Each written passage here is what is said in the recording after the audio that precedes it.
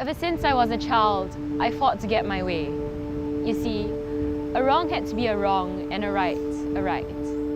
The opinions I formed of my life and the world around me could not be anything but true. So even at the tender age of 5, when someone insisted that Mary was not mother but simply woman, I resisted. You see, I am stubborn. It's a quality I share with my father.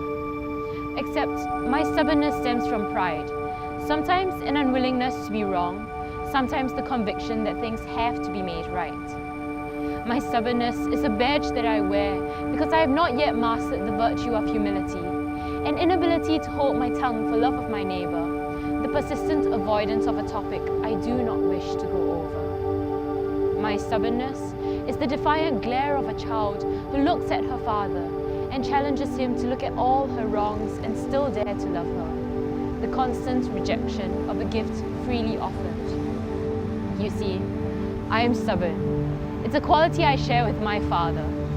His stubbornness far outbids mine in its fervor, a defining characteristic so constant in his behavior.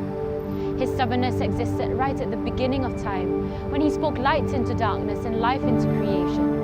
It began before you or I could even begin to fathom the love he showed from generation to generation. From the very beginning, his plan was one of full redemption, an invitation to his household, a divine filiation. So 5 covenants he formed, 5 solemn and sacred oaths, foreshadowing the 6th, which with his own blood he wrote. Formed a bond through marriage with Adam, the first forefather, promising deliverance to the first son and daughter. Then the head of the household kept safe on the ark, and God's family assumed a domestic population with Noah. Abraham the chieftain ruled over 1 tribe. Moses transformed 12 into 1 nation on Mount Sinai.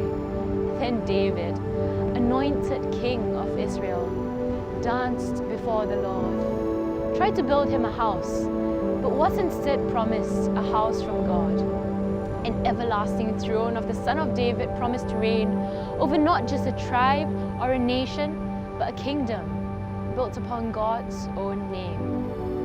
And although all 5 covenants were violated one by one, still our sin against God could not render these oaths undone. For God's stubborn love for us remained, and He sent His only Son. From Our Lady's trusting fiat to the Son's Thy will be done, Son of God became Son of Man, and through His death and resurrection, new life for us was won. In Him, the old were perfected, and through the new, we all became one. But this is not just some long fable to behold, a series of stories in the Bible to be retold. The love that is preached is present here, in this very moment, standing still in the visible image of Christ the Savior, with a hand on His heart, bleeding and bruised, and another outstretched, beckoning us to choose.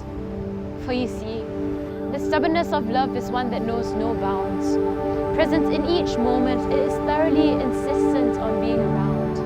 It is the voice that calls to me in my wilderness, the tenderness of a shepherd who rescues all scattered in mist and darkness. This is the relentless love that dares to look beyond our weaknesses, the song of a lover who hastens here to love us. It is the voice of the Father who whispers to me in the silence, "You are my beloved, most beautiful, precious daughter." So while my stubbornness is but a tenacious grip on all my failures, an insistence on running away in cowardly behavior, His is the voice that lovingly beckons me to trust and find consolation in His heart no matter my blunder.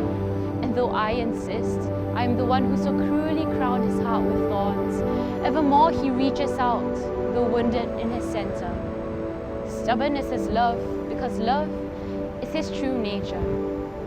So I am learning through His stubbornness that I am not a failure, that through His sacrifice I no longer drown in the waters of destruction, but am by grace fully submerged in the streams of salvation. I am learning that love is so stubborn that there exists between us no abandonment, because love wants and dares to choose me over and over again for all of life's duration. And though I insist I am unlovable, love pierces through with greater insistence, in the form of a gaze so gentle, so true, so beautiful, so full of love, and so worthy of exaltation. So how can I look upon love's gentle invitation and not respond with love, though mine is so weak in comparison? So let me be stubborn in my acceptance of His love, making a bold declaration that I am no longer an orphan, but one of God's chosen people in God's chosen generation. Let me stubbornly choose His love again and again, and even when I fail, let me never give in. For love never needed my help to win, yet love asks for my hand in this dance, my small humble yes, so that love can move on, can move into my heart and shake things around, knock down my old house and build a new one on solid ground. And though I might falter and fail to give in, I know love will fight on stubbornly, and His stubborn love will always win.